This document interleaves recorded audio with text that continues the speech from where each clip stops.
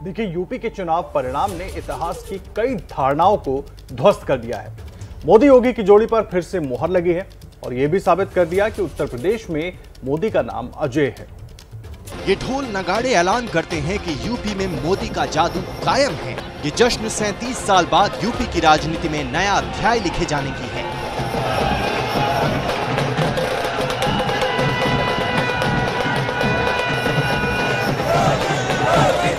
ये जय जयकार ब्रांड मोदी के और मजबूत होने का ऐलान करती है। वो ब्रांड जो न तो राजनीति के समीकरणों की परवाह करता है और न ही परंपराओं की। तभी तो यूपी में एंट्री करने के बाद से अब तक मोदी अजय बने हुए हैं और वो खुद भी इसका जिक्र करते हैं। और चुनावी दुनिया में आने के बाद जिस तरह यूपी ने मुझे अपना लिया, मां गंगा ने मुझ पर जिस प्रकार से स्नेह वर्षा की, आप लोगों ने मुझे गले लगाया, इससे बड़ा जीवन में कोई सौभाग्य नहीं होता है। मोदी को यूपी की राजनीति में कदम रखे हुए 8 साल बीत चुके हैं और चुनावी नतीजे यही कहते हैं कि उनका जादू बरकरार है। मोदी ने यूपी में सियासी कुरुक्षेत्र में एंट्री 2014 के लोकसभा चुनाव से की और इसमें एनडीए 80 में से 73 सीटें जीती। फिर 2017 के विधानसभा चुनाव में मोदी के मैजिक ने 403 सीटों वाली विधानसभा में 325 सीटों पर कमल खिला दिया। 2019 के लोकसभा चुनाव में ब्रांड मोदी ने 64 सीटें अपने खाते में की और इस तरह मोदी ने यूपी में जीत का चौका लगा दिया।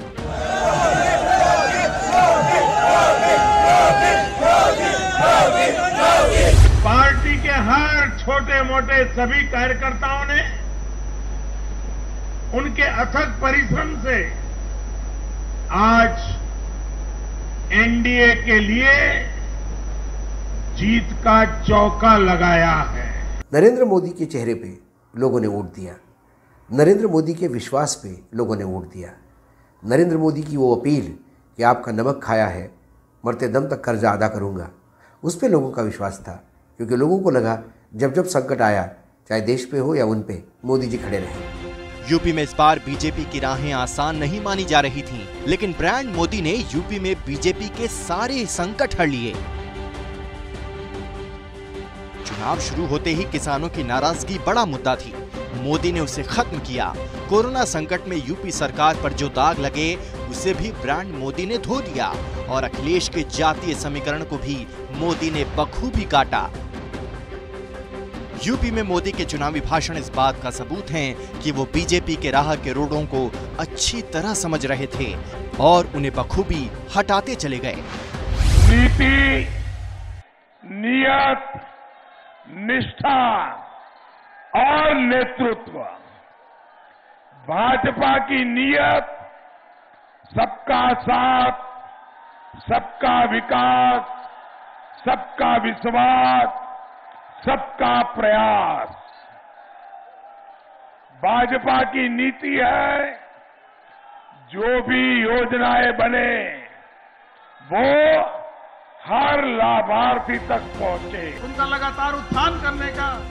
मोदी नाम की चमक नतीजों और नंबर में भी नजर आती है। उत्तर प्रदेश में मोदी की रैलियों ने किस तरह बीजेपी की झोली में वोट बटोरे, वो भी यूपी में ब्रांड मोदी के बरकरार रहने का सबूत है। मोदी ने यूपी में 12 वर्चुअल और 32 फिजिकल रैली की। इन रैलियों के जरिए लगभग 126 सीटों को कवर किया। इन 126 सीटों में से 105 सीटों पर कमल खिला। इस तरह मोदी की रैलियों का ही स्ट्राइक रेट करीब 85% है। ये जीत इसलिए भी खास है क्योंकि यूपी में 37 साल बाद कोई पार्टी सत्ता में रहते हुए जीत हासिल कर रही है। यही नहीं, पूरे 5 साल तक सीएम रहने के बाद अगला चुनाव जीतने वाले योगी यूपी के पहले सीएम बन गए हैं और उन्होंने नोएडा दौरा करने वाले सीएम की सत्ता में वापसी न होने वाली धारणा को भी तोड़ दिया है। दोनों हाथ ऊपर करके तालियों के गड़गड़ाहट के साथ जाहिर है ये जीत खास है और इसलिए इसका जश्न भी बेहद खास, जो यूपी से लेकर दिल्ली तक दिख रहा है। 5 राज्यों के चुनाव नतीजे में बीजेपी ने 4 राज्यों में प्रचंड जीत हासिल की है। कार्यकर्ताओं में जोश और जश्न का माहौल है तो पार्टी आलाकमान रणनीतियां बनाने में जुट गया है। बड़े बड़े नेता मीटिंग कर रहे हैं, देखिए। मोदी मोदी मोदी मोदी मोदी नरेंद्र मोदी नरेंद्र मोदी नरेंद्र मोदी नरेंद्र मोदी। स्पष्ट जनादेश के साथ 4 राज्यों का चुनाव जीतने वाली बीजेपी अब उन राज्यों में सरकार बनाने के काम में जुट गई है और इसके लिए दिल्ली में बैठकों का दौर चल रहा है। दिल्ली के बीजेपी ऑफिस में प्रधानमंत्री के भाषण के बाद कल रात पार्टी के संसदीय बोर्ड की अहम बैठक हुई, जिसमें खुद पीएम मोदी, अध्यक्ष जेपी नड्डा के साथ अमित शाह, राजनाथ सिंह, नितिन गडकरी और संगठन मंत्री बीएल संतोष मौजूद थे। जहां पीएम मोदी का अभिनंदन किया गया और जीतने वाले 4 राज्यों के लिए पर्यवेक्षक भेजने का फैसला किया गया। हालांकि पर्यवेक्षकों के नामों का खुलासा नहीं किया गया है। संसदीय बोर्ड की बैठक के फौरन बाद गृह मंत्री अमित शाह के घर एक बैठक हुई, जिसमें अमित शाह के साथ जेपी नड्डा, बीएल संतोष और यूपी में पार्टी के प्रभारी धर्मेंद्र प्रधान शामिल हुए। तो बैठकों का ये सिलसिला आज भी जारी रहने की खबर है। जब हम भ्रष्टाचार और बेईमानी से लड़ रहे थे, तब ये लोग भारतीय जनता पार्टी के खिलाफ साजिश रचने का कार्य कर रहे थे, सरकार के खिलाफ साजिश रचने का कार्य कर रहे थे। और आज जनता जनार्दन ने अपने जनादेश के माध्यम से उन सबको एक बार फिर से सबक सिखा करके उनकी बोलती बंद करने का काम किया है। लखनऊ विजय के बाद योगी आदित्यनाथ आज दिल्ली पहुंचेंगे। तो चुनाव नतीजों को लेकर दिल्ली में यूपी बीजेपी की बैठक होगी, जिसमें सीएम योगी, प्रदेश अध्यक्ष स्वतंत्र देव सिंह और संगठन मंत्री सुनील बंसल हिस्सा लेंगे। यूपी बीजेपी के मंथन में शायद सिराथू सीट की भी समीक्षा की जाए, जहां से डिप्टी सीएम केशव मौर्य चुनाव हार गए हैं। केशव प्रसाद मौर्य ने देर रात ट्वीट कर अपनी हार स्वीकार कर ली है। सिराथू विधानसभा क्षेत्र की जनता के फैसले को विनम्रता पूर्वक स्वीकार करता हूं। एक एक कार्यकर्ता के परिश्रम के लिए आभारी हूं। जिन मतदाताओं ने वोट रूपी आशीर्वाद दिया, उनके प्रति कृतज्ञता ज्ञापित करता हूं। बीजेपी को 4 राज्यों में सरकार बनानी है और सीएम का चुनाव करना है। उत्तर प्रदेश में तो सीएम के चेहरे पर कोई कंफ्यूजन नहीं है। गोवा में भी सीएम प्रमोद सावंत ने कड़े मुकाबले में किसी तरह अपनी सीट बचा ली है। गोवा के लिए चुनाव प्रभारी देवेंद्र फडणवीस ने कहा कि सरकार बनाने का दावा पेश करने का फैसला शुक्रवार को पार्टी विधायक दल के बैठक के बाद लिया जाएगा। केंद्रीय निरीक्षक तैयार करेंगे जो हर राज्य में जाएंगे, 4 राज्यों में, वहां पर सबसे बात करके और उसके बाद जो कोई निर्णय होगा वो निर्णय आपके सामने लाएंगे। तो मुझे ऐसा लगता है कि इसका अधिकार मुझे भी नहीं है, अधिकार केवल उनका है। और ऐसी कोई कश्मकश या कोई दुविधा की परिस्थिति बीजेपी में नहीं है। हम अच्छे से चुनाव लड़े, प्रमोद सावंत हमारे मुख्यमंत्री थे, उनके नेतृत्व में लड़े। तो मुझे ऐसा लगता है कि भारतीय जनता पार्टी में कोई खींचतान इसके ऊपर नहीं है। ये तो उत्तर प्रदेश और गोवा की बात हुई, लेकिन बीजेपी के लिए सबसे बड़ी सिरदर्दी उत्तराखंड में होने वाली है, जहां खुद सीएम धामी चुनाव हार गए हैं और 1 साल के भीतर पार्टी को सीएम का चौथा चेहरा चुनना होगा। सीएम पुष्कर सिंह धामी आज इस्तीफा दे सकते हैं। कल 5 राज्यों में चुनाव के नतीजे सामने आए और आज से बीजेपी गुजरात चुनाव का शंखनाद करने जा रही है और हर बार की तरह इस बार भी इसकी कमान संभालने जा रहे हैं प्रधानमंत्री नरेंद्र मोदी। बीजेपी भले ही 4 राज्यों में मिली बम्पर जीत की होली खेल रही हो, लेकिन इसका असल जश्न मनेगा आज गुजरात में, जब पीएम मोदी 4 लाख लोगों के बीच मेगा रोड शो करेंगे। पीएम मोदी आज से अपने गृह राज्य गुजरात में चुनावी शंखनाद करने जा रहे हैं। तय कार्यक्रम के मुताबिक पीएम मोदी सुबह 10 बजे दिल्ली से अहमदाबाद एयरपोर्ट पहुंचेंगे। इसके बाद सुबह 10:15 पर एयरपोर्ट से ही रोड शो की शुरुआत होगी। पीएम का काफिला 1 घंटे में 9 किलोमीटर का फासला तय कर सुबह 11:15 बजे गांधीनगर में मौजूद बीजेपी राज्य मुख्यालय कमलम पहुंचेगा। बीजेपी ने पीएम के इस रोड शो में 4 लाख लोगों के जुटने का दावा किया। कोरोना के कारण गुजरात में 2 साल बाद पहली बार इतने बड़े रोड शो को मंजूरी दी गई है। इसको लेकर प्रदेश संगठन की तरफ से जबरदस्त तैयारियां की गई हैं। सड़क के किनारे बड़े बड़े पोस्टर्स लगाए गए हैं। पूरे रास्ते को भगवा झंडे से पाट दिया गया है। पीएम के रूट में करीब 50 स्टेज तैयार किए गए हैं। प्रधानमंत्री मोदी की सुरक्षा के लिए 4 आईजी डीआईजी स्तर के अधिकारी, 24 डीसीपी, 38 एसीपी, 124 पीआई, 400 पीएसआई और 5550 पुलिसकर्मी तैनात रहेंगे। आदरणीय वडाप्रधान देश और दुनिया का नेतृत्व जो करते हैं वो गुजरात में 11 और 12 तारीख को आ रहे हैं। 11 तारीख को सुबह 10 से 10:30 बजे तक एयरपोर्ट अहमदाबाद पहुंचेंगे। एयरपोर्ट से कमलम तक आदरणीय नरेंद्र भाई की आगता स्वागता के लिए पूरी जनता जनार्दन भारतीय जनता पार्टी के कार्यकर्ता रोड शो और स्वागत का कार्यक्रम उसका होगा। रोड शो के बाद पीएम मोदी कमलम में प्रदेश संगठन की बैठक कर चुनाव की रणनीति बनाएंगे। यहाँ पीएम के स्वागत के लिए आदमकद रंगोली बनाई गई है, जिसमें मोदी गंगा में जल अर्पित करते दिखाए गए हैं। इसके बाद शाम 5 बजे अहमदाबाद के GMDC मैदान में पंचायत सम्मेलन का कार्यक्रम है, जिसमें 1.5 लाख से अधिक जनप्रतिनिधि शामिल होंगे। भूपेंद्र भाई माननीय मुख्यमंत्री के नेतृत्व में एक कार्यक्रम आयोजित किया गया। उसमें विशेष उपस्थिति माननीय वड़ा प्रधान की रहेगी। गुजरात पंचायत महासम्मेलन करीबन 1 लाख सरपंच और उसके सदस्य उसमें सम्मिलित होंगे। 52% महिला जो स्थानिक स्वराज्य में चुनी गई है वो उसमें उपस्थित रहने वाली है। गुजरात दौरे के दूसरे दिन यानी 12 मार्च को पीएम मोदी रक्षा शक्ति यूनिवर्सिटी में छात्रों को संबोधित करेंगे और गुजरात सरकार के खेल महाकुंभ की शुरुआत करेंगे। लेकिन इन तमाम कार्यक्रमों का मकसद सिर्फ एक है और वो है 4 राज्यों में उठे जीत के ज्वार को गुजरात तक ले जाना, क्योंकि गुजरात में इसी साल विधानसभा चुनाव होने हैं। मैं मानता हूं इस बार भी ये ज्ञानी जरूर कहने की हिम्मत करेंगे कि 2022 के नतीजों ने 2024 के नतीजे तय कर दिए हैं। गुजरात में पिछले 27 साल से बीजेपी की सरकार है। पिछले चुनाव में यहां पार्टी को कांग्रेस से कड़ी टक्कर मिली थी, लेकिन इस बार मोदी कांग्रेस को कोई मौका नहीं देना चाहते। इसलिए 5 राज्यों में चुनाव खत्म होते ही मिशन गुजरात में जुट गए हैं। देखिए, 4 राज्यों में जीत का चौका लगाने के बाद पीएम मोदी ने कई बड़ी बातें कही हैं। पीएम ने बताया है कि क्यों जनता को बीजेपी पर भरोसा है, कैसे बीजेपी की योजनाओं से गरीबों को फायदा हो रहा है। आपको बताते हैं पीएम मोदी के भाषण की तमाम बड़ी बातें। 2022 ने 2024 की तस्वीर दिखा दी है, ये बहुत अहम बात उन्होंने अपने भाषण के दौरान कही। जाति का मान देश को जोड़ने के लिए हो, परिवारवादी राजनीति का अंत होना तय है। यूपी के प्यार ने मुझे भी यूपी वाला बना दिया है। हमारी नीतियां जमीन से जुड़ी हुई हैं। हमने भ्रष्टाचार का इकोसिस्टम खत्म किया है। जाति संप्रदाय को बदनाम करने वालों से दूर रहें। यूपी में जाति की राजनीति को नकार दिया गया। यूपी में लोगों ने विकास की राजनीति को चुना है।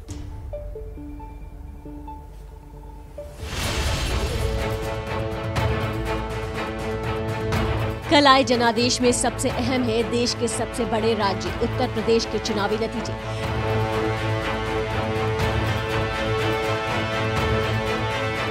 जिसे 2024 का सेमीफाइनल भी कहा जा रहा था। यहां की जनता ने लगातार चौथे चुनाव में बीजेपी को अपना आशीर्वाद दिया है और अगले चुनाव यानी 2024 में भी जनता का ये मूड बीजेपी को बड़ा फायदा दिला सकता है। बीजेपी ऑफिस से अपने भाषण में प्रधानमंत्री ने भी कल इसका जिक्र किया। चुनाव के दौरान भाजपा के कार्यकर्ताओं ने मुझसे वादा किया था कि इस बार होली 10 मार्च से ही शुरू हो जाएगी। हमारे कर्मठ कार्यकर्ताओं ने ये विजय ध्वज फहरा करके इस वायदे को पूरा करके दिखाया है। 2024 में ही यूपी में राम का मंदिर बनकर तैयार हो जाएगा, जिसे बीजेपी और जोर शोर से बना सकती है। लेकिन 2024 को टारगेट बना रही बीजेपी की नजर देश के बाकी राज्यों पर भी है। 2019 में जब लोकसभा में हम दोबारा जीत करके आए तो ज्ञानियों ने कहा था कि भाई 2019 के जीत में क्या है, ये तो 2017 में ही तय हो गई थी, क्योंकि 2017 में यूपी का रिजल्ट आया था। मैं मानता हूं इस बार भी ये ज्ञानी जरूर कहने की हिम्मत करेंगे कि 2022 के नतीजों ने 2024 के नतीजे तय कर दिए हैं। उत्तर से पूरब और पश्चिम तक बीजेपी को जो जीत मिल रही है, उसके पीछे का एक बड़ा आधार पॉलिटिक्स में परिवारवाद का विरोध भी हो सकता है, जो पीएम मोदी के मुताबिक विरोधियों की सबसे बड़ी कमजोरी है और एक दिन खत्म होकर रहेगी। 5 राज्यों के चुनाव नतीजे में बीजेपी ने 4 राज्यों में प्रचंड जीत हासिल की है। कार्यकर्ताओं में जोश और जश्न का माहौल है, तो पार्टी आला कमान रणनीतियां बनाने में जुट गया है। बड़े बड़े नेता मीटिंग पर मीटिंग कर रहे हैं। मोदी मोदी मोदी मोदी मोदी नरेंद्र मोदी नरेंद्र मोदी नरेंद्र मोदी नरेंद्र मोदी। स्पष्ट जनादेश के साथ 4 राज्यों का चुनाव जीतने वाली बीजेपी अब उन राज्यों में सरकार बनाने के काम में जुट गई है और इसके लिए दिल्ली में बैठकों का दौर चल रहा है। दिल्ली के बीजेपी ऑफिस में प्रधानमंत्री के भाषण के बाद कल रात पार्टी के संसदीय बोर्ड की अहम बैठक हुई, जिसमें खुद पीएम मोदी, अध्यक्ष जेपी नड्डा के साथ अमित शाह, राजनाथ सिंह, नितिन गडकरी और संगठन मंत्री बीएल संतोष मौजूद थे, जहां पीएम मोदी का अभिनंदन किया गया और जीतने वाले 4 राज्यों के लिए पर्यवेक्षक भेजने का फैसला किया गया। हालांकि पर्यवेक्षकों के नामों का खुलासा नहीं किया गया है। संसदीय बोर्ड की बैठक के फौरन बाद गृह मंत्री अमित शाह के घर एक बैठक हुई, जिसमें अमित शाह के साथ जेपी नड्डा, बीएल संतोष और यूपी में पार्टी के प्रभारी धर्मेंद्र प्रधान शामिल हुए। तो बैठकों का ये सिलसिला आज भी जारी रहने की खबर है। जब हम भ्रष्टाचार और बेईमानी से लड़ रहे थे, तब ये लोग भारतीय जनता पार्टी के खिलाफ साजिश रचने का कार्य कर रहे थे, सरकार के खिलाफ साजिश रचने का कार्य कर रहे थे। और आज जनता जनार्दन ने अपने जनादेश के माध्यम से उन सबको एक बार फिर से सबक सिखा करके उनकी बोलती बंद करने का काम किया है। लखनऊ विजय के बाद योगी आदित्यनाथ आज दिल्ली पहुंचेंगे, तो चुनाव नतीजों को लेकर दिल्ली में यूपी बीजेपी की बैठक होगी, जिसमें सीएम योगी, प्रदेश अध्यक्ष स्वतंत्र देव सिंह और संगठन मंत्री सुनील बंसल हिस्सा लेंगे। यूपी बीजेपी के मंथन में शायद सिराथू सीट की भी समीक्षा की जाए, जहां से डिप्टी सीएम केशव मौर्य चुनाव हार गए हैं। केशव प्रसाद मौर्य ने देर रात ट्वीट कर अपनी हार स्वीकार कर ली है। सिराथू विधानसभा क्षेत्र की जनता के फैसले को विनम्रता पूर्वक स्वीकार करता हूं। एक एक कार्यकर्ता के परिश्रम के लिए आभारी हूं। जिन मतदाताओं ने वोट रूपी आशीर्वाद दिया, उनके प्रति कृतज्ञता ज्ञापित करता हूं। बीजेपी को 4 राज्यों में सरकार बनानी है और सीएम का चुनाव करना है। उत्तर प्रदेश में तो सीएम के चेहरे पर कोई कंफ्यूजन नहीं है। गोवा में भी सीएम प्रमोद सावंत ने कड़े मुकाबले में किसी तरह अपनी सीट बचा ली है। गोवा के लिए चुनाव प्रभारी देवेंद्र फडणवीस ने कहा कि सरकार बनाने का दावा पेश करने का फैसला शुक्रवार को पार्टी विधायक दल की बैठक के बाद लिया जाएगा। केंद्रीय निरीक्षक तैयार करेंगे जो हर राज्य में जाएंगे, 4 राज्यों में, वहां पर सबसे बात करके और उसके बाद जो कोई निर्णय होगा वो निर्णय वो आपके सामने लाएंगे। तो मुझे ऐसा लगता है कि इसका अधिकार मुझे भी नहीं है, अधिकार केवल उनका है। और ऐसी कोई कश्मकश या कोई दुविधा की परिस्थिति बीजेपी में नहीं है। हम अच्छे से चुनाव लड़े, प्रमोद सावंत हमारे मुख्यमंत्री थे, उनके नेतृत्व में लड़े। तो मुझे ऐसा लगता है कि भारतीय जनता पार्टी में कोई खींचतान इसके ऊपर नहीं है। ये तो उत्तर प्रदेश और गोवा की बात हुई, लेकिन बीजेपी के लिए सबसे बड़ी सिरदर्दी उत्तराखंड में होने वाली है, जहां खुद सीएम धामी चुनाव हार गए हैं और 1 साल के भीतर पार्टी को सीएम का चौथा चेहरा चुनना होगा। सीएम पुष्कर सिंह धामी आज इस्तीफा दे सकते हैं। पिछले 2 दशकों में नहीं हुआ था, लेकिन यहाँ मुख्यमंत्री के मामले में बीजेपी मार खा गई, धामी हार गए। अब बीजेपी को प्रदेश में फिर से नए चेहरे की तलाश है। उत्तराखंड में भी भाजपा ने नया इतिहास रचा है। राज्य में पहली बार कोई पार्टी लगातार दूसरी बार सत्ता में आई है। भाजपा को चारों दिशाओं से आशीर्वाद मिला है। वाकई इस बार उत्तराखंड में कई मिथक टूट गए। साल 2000 में राज्य के गठन के बाद पहली बार सरकार बदलने की परंपरा टूट गई। बीजेपी यहां 70 में से 47 सीट जीतकर लगातार दूसरी बार प्रचंड बहुमत से सरकार बनाने जा रही है, जबकि कांग्रेस सिर्फ 19 सीटों पर सिमट गई।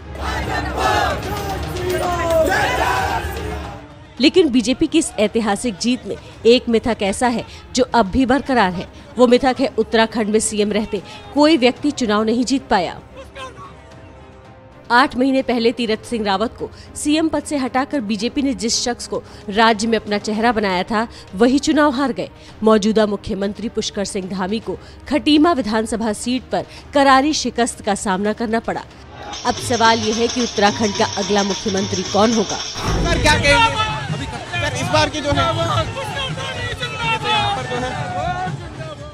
सूत्रों की माने तो उत्तराखंड में सीएम की रेस में धन सिंह रावत, सतपाल महाराज और त्रिवेंद्र सिंह रावत सबसे आगे हैं। मसूरी से विधायक गणेश जोशी भी अपनी दावेदारी को आगे बढ़ा रहे हैं। अब देखना दिलचस्प होगा कि पार्टी पुराने चेहरों पर दांव लगाती है या मोदी फिर कोई नया चेहरा सामने लाकर देश को चौंकाएंगे। जो धामी जी का बहुत अच्छे प्रयास हुआ और पार्टी के कार्यकर्ता, पार्टी के सभी पूरा प्रदेश के हमारे नेतृत्व जो एकजुट होके लग गए हैं और जो कुछ भी हम जन कल्याणकारी कार्यक्रम दिए थे उसका भी असर हुआ है मोदी जी के और नेतृत्व में और इधर प्रदेश की सरकार भी। तो इसलिए ये एक्सपेक्टेड रिजल्ट आया है। मैं जनता को और कार्यकर्ताओं को धन्यवाद देता हूँ। देखिए, जिसको जिम्मेदारी देती है पार्टी, हमारा नेतृत्व, हमारे माननीय विधायकगण वो संभालता है। चर्चा ये भी है कि चुनाव हार चुके सीएम पुष्कर सिंह धामी के लिए चंपावत के विधायक कैलाश गहतोड़ी ने अपनी सीट छोड़ने का ऑफर दिया है, लेकिन क्या हारे हुए उम्मीदवार को बीजेपी फिर से मुख्यमंत्री बनाएगी, ये बड़ा सवाल है। देखिए, 5 राज्यों के चुनाव नतीजों में बीजेपी ने 4-1 से बाजी मारी तो पंजाब में आम आदमी पार्टी ने कमाल कर दिया। यहाँ ऐसी झाड़ू चली कि बड़े बड़े धुरंधर हवा हो गए। अब इस ऐतिहासिक जीत को आम आदमी पार्टी और भी यादगार बनाने की तैयारी कर रही है। जिमें तुसी वोटां पाइयां उमें जिमें इकट्ठे होके पंजाब चलाना है। हमने तो पंजाबियों को कहा था झाड़ू चला दो, पंजाबियों ने वैक्यूम क्लीनर ही चला दिया। पंजाब के लोगों ने कमाल कर दिया। पंजाब वालियों तुसी कमाल कर दिता। पंजाब ने आपके लिए कमाल कर दिया और सारे विरोधियों को चौंका दिया। प्रचंड जीत के बाद अब आम आदमी पार्टी पहली बार किसी पूर्ण राज्य में सरकार बनाने की कवायद में जुट गई है। शपथ ग्रहण समारोह भी जल्द होने की खबर है। चुनाव हार चुके सीएम चरणजीत सिंह चन्नी आज चंडीगढ़ में अपना इस्तीफा सौंपने राजभवन जाएंगे और इधर खबर है कि भगवंत मान केजरीवाल से मिलने दिल्ली पहुंचेंगे। आपके सीएम कैंडिडेट भगवंत मान अरविंद केजरीवाल को शपथ ग्रहण समारोह में शामिल होने के लिए निमंत्रण देने आएंगे। इसी के साथ दिल्ली के सीएम अरविंद केजरीवाल आज पंजाब के नवनिर्वाचित आप विधायकों के साथ बैठक भी कर सकते हैं। जो सौं चुकांगे ਤੁਹਾਨੂੰ खुला सदा है। ਪਹਿਲਾਂ ਸੌਹਾਂ ਜਿਹੜੀਆਂ ਸੀ ਨਾ ਉਹ ਰਾਜ ਭਵਨਾਂ 'ਚ ਚੁੱਕੀਆਂ ਜਾਂਦੀਆਂ ਸੀ ਜਾਂ ਮਹਿਲਾਂ 'ਚ ਚੁੱਕੀਆਂ ਜਾਂਦੀਆਂ ਸੀ। ਹੁਣ ਉਹ ਸੌਹਾਂ ਜਿਹੜੀਆਂ ਨੇ ਉਹ ਸ਼ਹੀਦਾਂ ਦੇ ਪਿੰਡਾਂ 'ਚ ਆ ਗਈਆਂ। ਖਟਕੜ ਕਲਾਂ ਸੌਂ ਚੁਕਾਂਗੇ। तारीख तो लेकिन इन सबसे पहले आज दोपहर 12:30 बजे अरविंद केजरीवाल पंजाब की जीत पर प्रेस कॉन्फ्रेंस भी करेंगे। पंजाब में आपने 117 में से 90 से ज्यादा सीटों के साथ जो प्रचंड बहुमत हासिल की है वो पंजाब के पूरे इतिहास में किसी एक पार्टी की सबसे बड़ी जीत है। इससे पहले 1992 में कांग्रेस ने 87 सीटें जीती थी, लेकिन 2022 में आपकी ये जीत सिर्फ नंबर के लिहाज से बड़ी नहीं है, बल्कि आपकी सुनामी ने बड़े बड़े धुरंधरों की सियासी हैसियत को धूल में मिला दिया है। मौजूदा सीएम चरणजीत सिंह चन्नी दोनों सीट से चुनाव हार गए। कांग्रेस के प्रदेश अध्यक्ष सिद्धू अपनी सीट से चुनाव हार गए। 2 पूर्व सीएम अमरिंदर सिंह और प्रकाश सिंह बादल चुनाव हारे। अकाली दल के अध्यक्ष सुखबीर सिंह बादल हार गए। ये सभी दिग्गज अपनी पुरानी और पैठ वाली सीटों पर चुनाव हारे हैं और राजनीति में आपके नौसिखवा नेता से हार गए। बड़ी बड़ी कुर्सियां हिल गई हैं आज पंजाब के अंदर। सुखबीर सिंह बादल हार गए, कैप्टन साहब हार गए,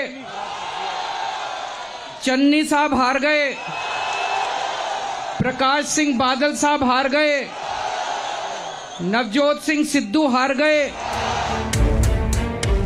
आपकी जीत की सुनामी का असर संगरूर से भी समझिए। संगरूर की सुनामी सीट से आपके अमन अरोड़ा 75,000 वोट से चुनाव जीते और सामने खड़े सभी 11 प्रत्याशियों की जमानत जब्त हो गई। इस जीत ने न सिर्फ आम आदमी पार्टी पर दिल्ली की पार्टी होने का लेवल हटा दिया है, बल्कि ये पहली बार होगा जब किसी क्षेत्रीय पार्टी की 2 राज्यों में सरकार होगी।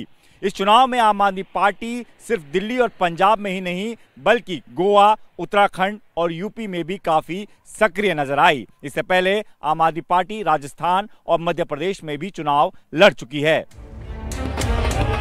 आम आदमी पार्टी की इस प्रचंड जीत पर विरोधियों ने भी उन्हें मुबारकबाद दी है। राहुल गांधी ने ट्वीट कर अपनी हार स्वीकार की और आपको बधाई दी। तो प्रधानमंत्री मोदी ने भी ट्विटर के जरिए आम आदमी पार्टी को जीत की बधाई देते हुए पंजाब के विकास के लिए केंद्र सरकार की ओर से हर संभव मदद का भरोसा भी दिया।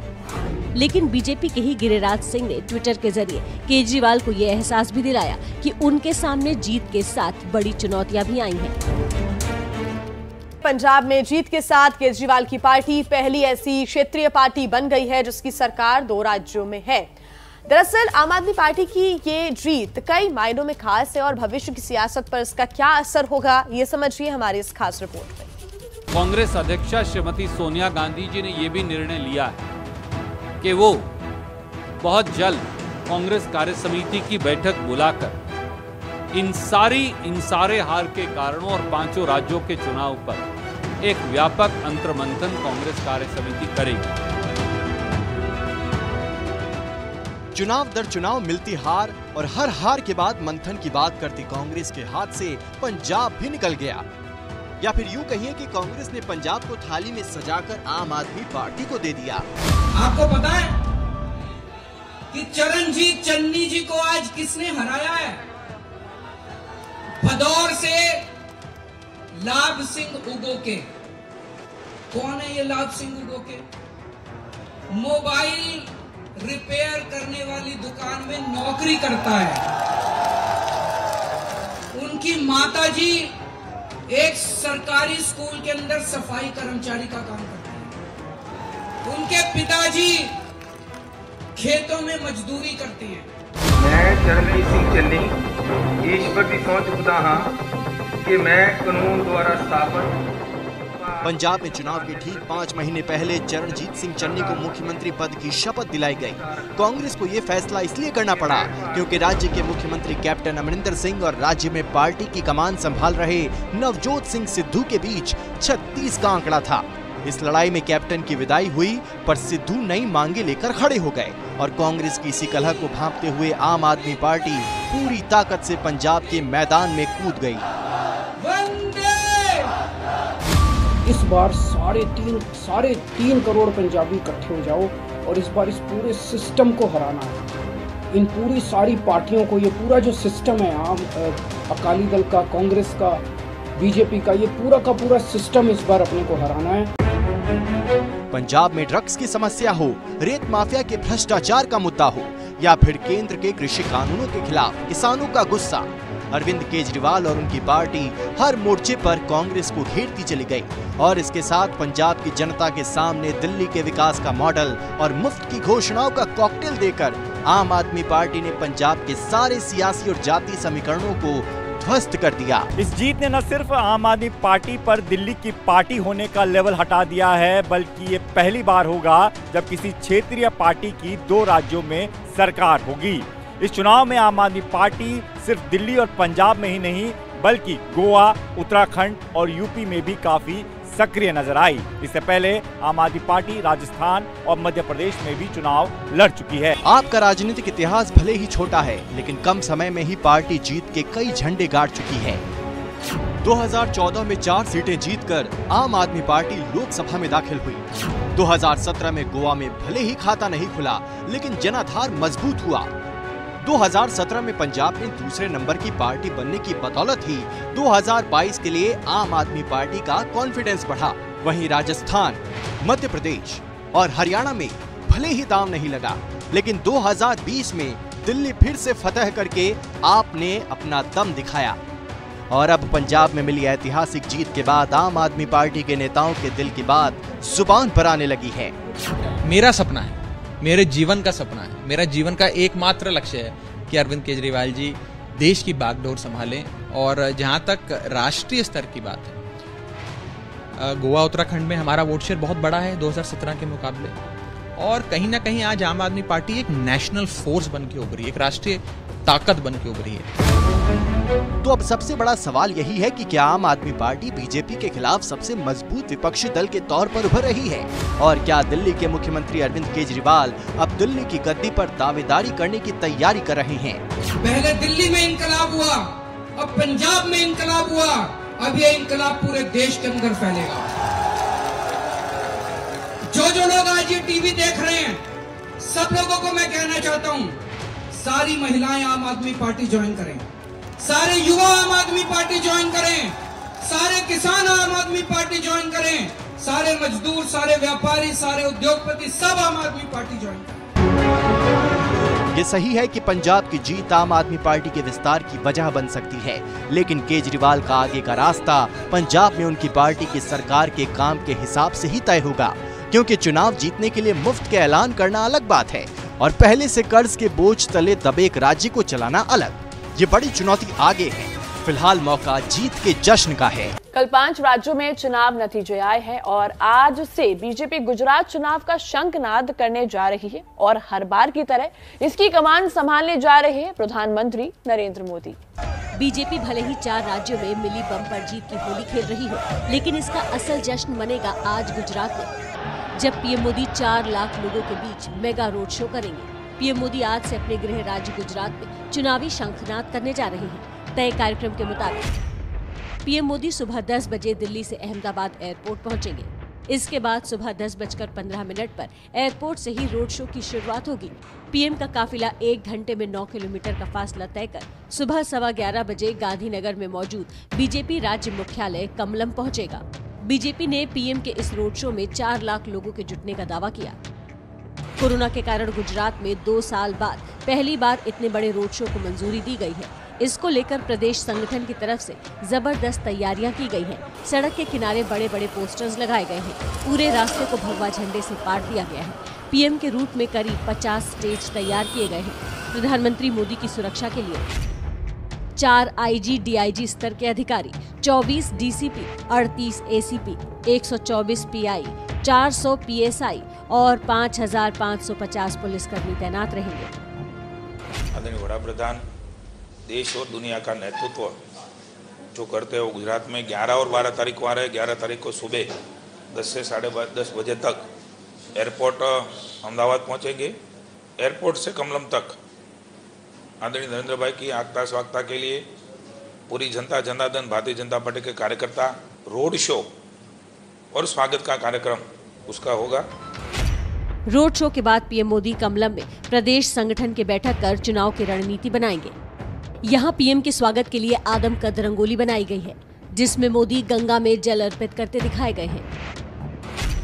इसके बाद शाम 5 बजे अहमदाबाद के जीएमडीसी मैदान में पंचायत सम्मेलन का कार्यक्रम है, जिसमें 1.5 लाख से अधिक जनप्रतिनिधि शामिल होंगे। भूपेंद्र भाई माननीय मुख्यमंत्री के नेतृत्व में एक कार्यक्रम आयोजित किया गया। उसमें विशेष उपस्थिति माननीय वड़ा प्रधान की रहेगी। गुजरात पंचायत महासम्मेलन करीबन 1 लाख सरपंच और उसके सदस्य उसमें सम्मिलित हो गए। 52% महिला जो स्थानिक स्वराज्य में चुनी गई है वो उसमें उपस्थित रहने वाली है। गुजरात दौरे के दूसरे दिन यानी 12 मार्च को पीएम मोदी रक्षा शक्ति यूनिवर्सिटी में छात्रों को संबोधित करेंगे और गुजरात सरकार के खेल महाकुंभ की शुरुआत करेंगे।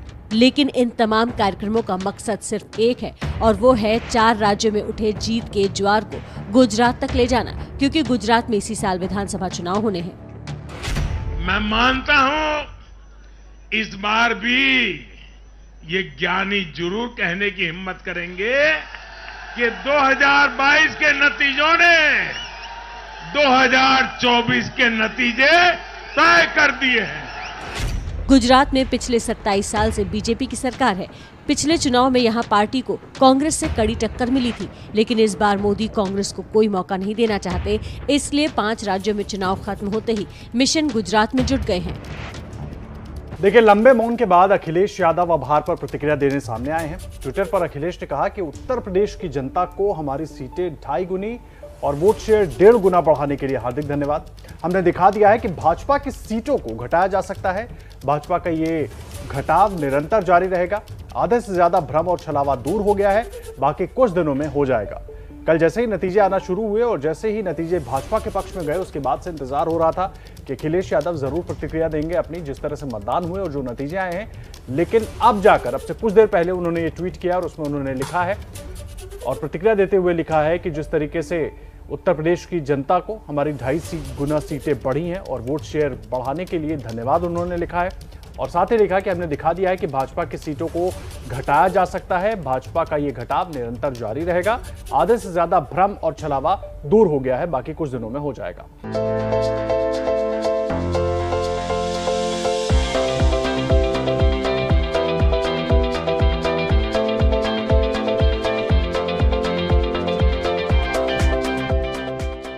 चुनाव परिणाम से पहले यूपी के सीएम योगी आदित्यनाथ ने कहा था कि बुलडोजर अभी सर्विस करवाने गए हैं, वो आने वाले हैं। अब देखिए ना, बुलडोजर आ चुके हैं और आपके सामने उन्होंने उनका ट्रायल भी दे दिया है।